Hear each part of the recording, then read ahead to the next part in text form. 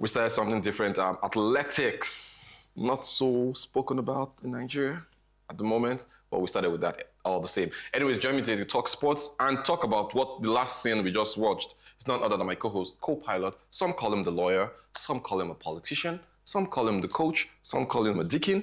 All we know, he's our own very own fake octopus, by the way.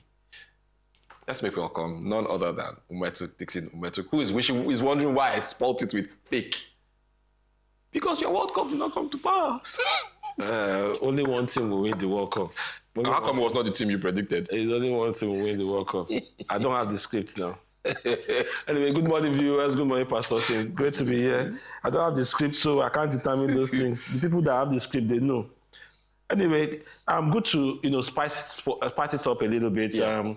I've seen athletics. I remember traveling, one time, and a lot of people. It will interest you to know that as much as people will say that football is the king of sports, arguable to some people, there are people that are lovers of motorsports, and we did that on Tuesday. And now there's athletics, and we've shown that. And good to see the ladies. And Always the ladies. But there's a hot guy right now. There's a hot guy right now. We need to. I just saw myself on close up. My muscles. I put me on close up. Pause all this. No. Producer, don't put it. If you put it, producer, if you don't take it up and I'll give you SPs. Even in white, my let's manage white like that. Producer, if you like, you can pull out too. You can give us a very. I'm not wearing shirt. I'm not wearing shirt. My shirt is short sleeves. Extreme white shorts. Extreme white shorts. We don't want to see these muscles. I need to. Yes, as a former boxer. I was saying that muscle took me on rest. Can we rest with this muscle? Anyways, we'll wear long sleeve going forward. We'll not wear short sleeve shirt again. I'm not carrying anything, you know.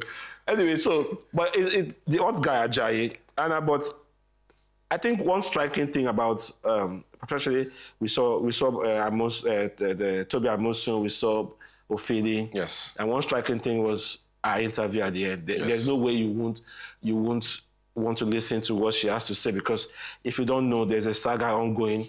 She wants to switch. You want to keep us abreast to that saga? You want to give us update on the saga? Yeah, she wants to switch. To I think it's Turkey. Turkey, right? Yes. So she wants to switch to Turkey, but the Athletic Federation of Nigeria has seen a loophole that will make her remain for the next 3 years. Yeah. Because of a certain amount of money that was used for a training or grant or something. Oh, okay. That has made her to be stuck with the AFN for certain years. Before she can compete for Turkey, which I don't know. I'm happy the vibe she's giving. Yes, because based on that interview. Based on that interview, she's coming out strong, which is good for her personally. I know some few months back how.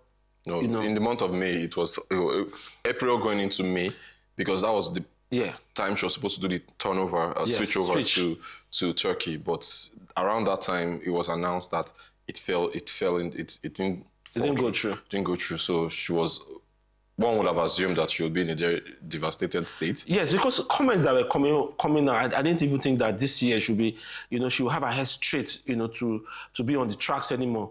There were a war of words coming from her side and the federation and all that. But if you've picked up this story from beginning, you see where she's coming from. And where a lot of times two Olympics back to back, two Olympics. It's crazy. It's crazy. That's 8 years of your life. Yeah, because for those who don't have the full backstory, maybe I'll just give you a picture, or paint a picture of where she's coming from and what we're referring to. Because another thing is, they didn't even, the interviewers have a way of poking the bear, I have to say.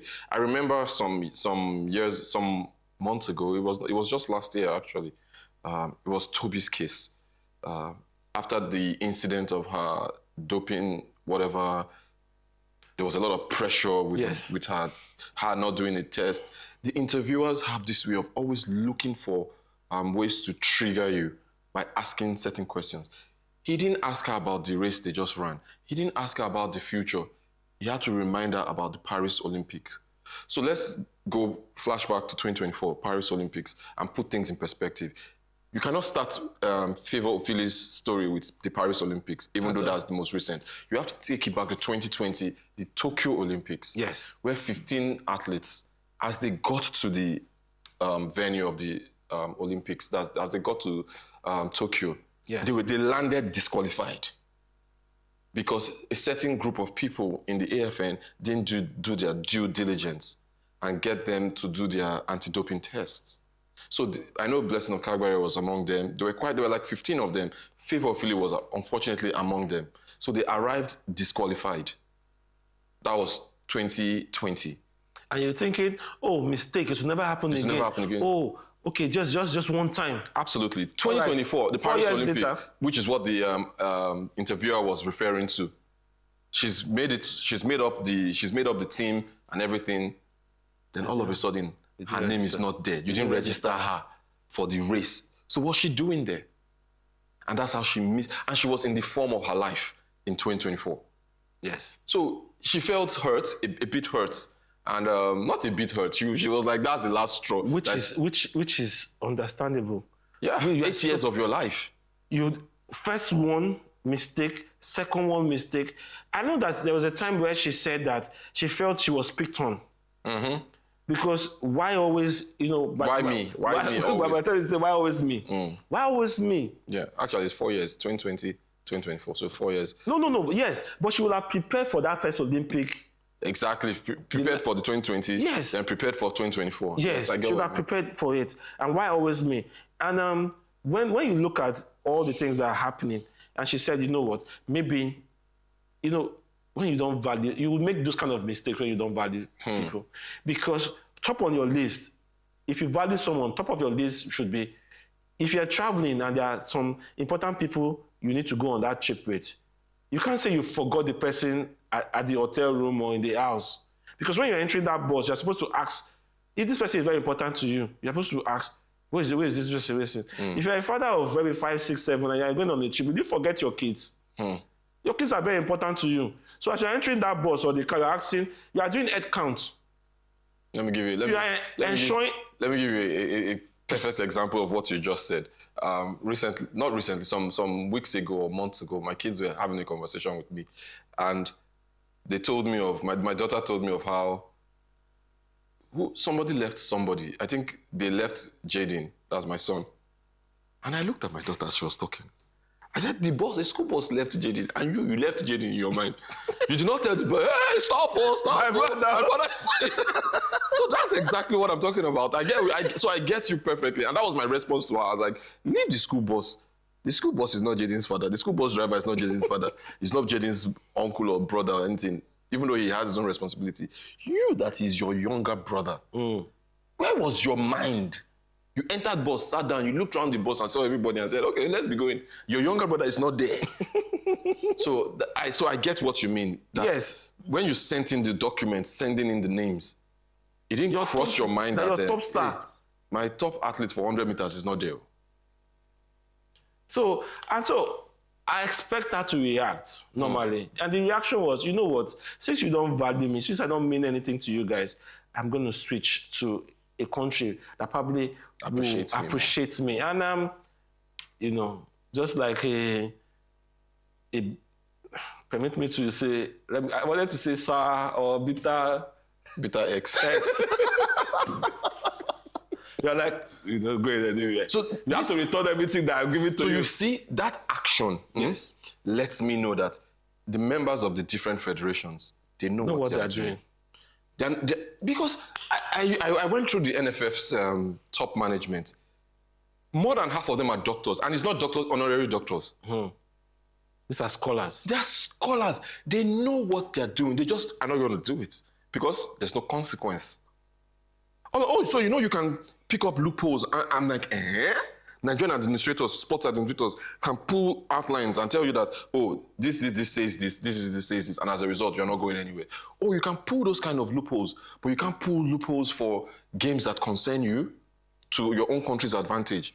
When I saw the machinations of the NFF trying to overturn the Congo win for our court. I was like, oh, you people are smart like this, but you're not smart enough to employ the right coach at the right time. And this reminds me of the call that we had yesterday.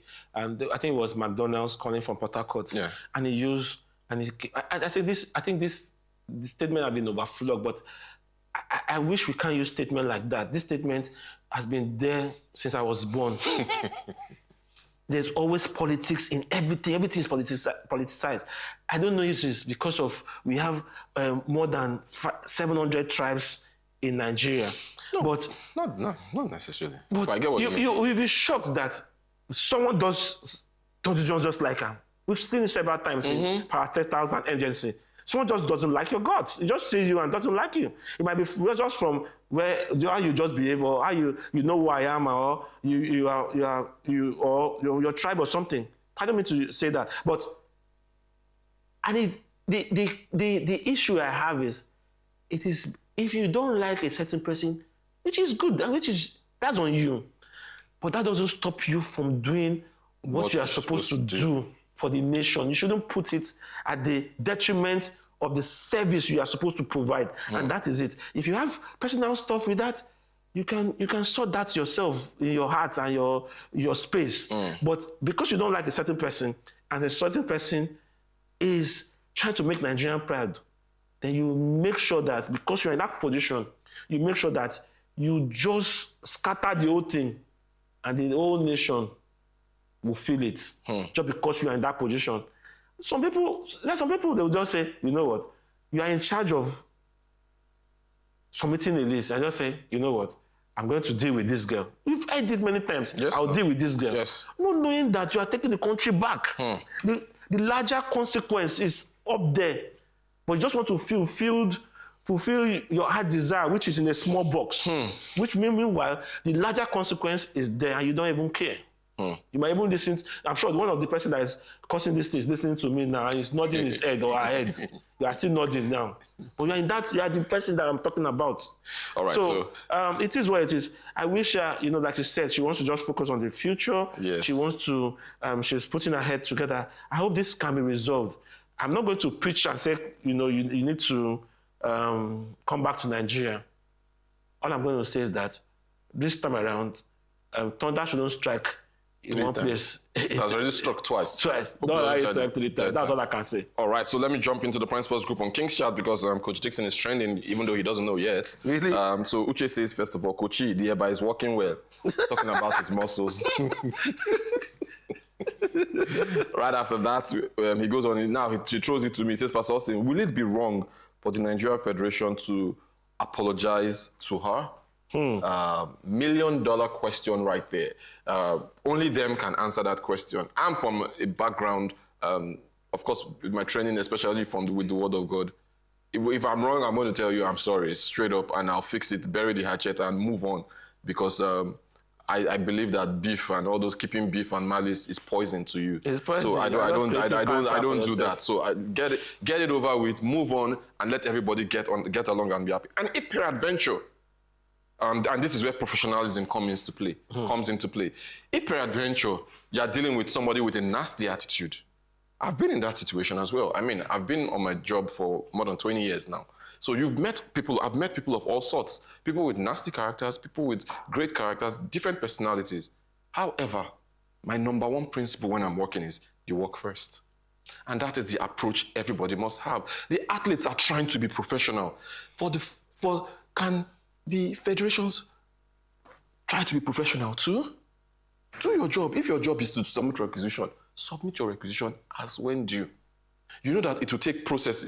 In the federal government, you know how things are. Everything has due process and how long it will take.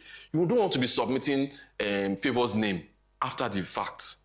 Like our NFF went to submit application to harass Congo after 2 weeks after the thing. Meanwhile, the thing had a time period of 24 hours. It was dead on arrival. You were supposed to apply 24 hours. Within 24 hours of the incident happening. You said? Meanwhile, there's still a chance. Yeah, there's still a chance. FIFA has come out to say there was a chance, but the application was late. Talking about FIFA, I heard FIFA is hyping Nigeria again for 2030. That's people. You have to do what you need to do. I mean, talking about politics in sports, rules were bent to get Super Eagles to the playoffs, as far as I'm concerned. Why is it now they decided to use that particular rule? It hasn't been used since like the early 90s, but they did everything to ensure Nigeria plays, but we couldn't, alas, we couldn't beat Congo DR.